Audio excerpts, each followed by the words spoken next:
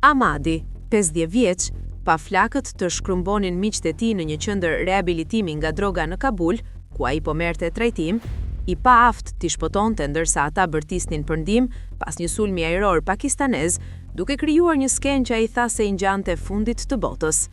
Qeveria afgane e talebanëve thot se të paktën 400 persona u vranë dhe 250 të tjerë u plagosën në sulmin e së hënës në mbrëmje.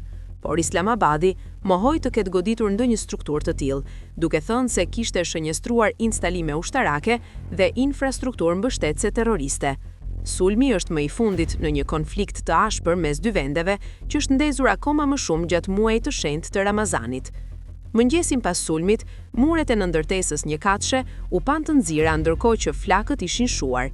Tek tuk të shihte syri grumbujt tullash, metali dhe druri, bashkë me sende personale të pacientëve, duke përfshirë jastëk, këpucë dhe veshje, të shpërndara midis rënojave.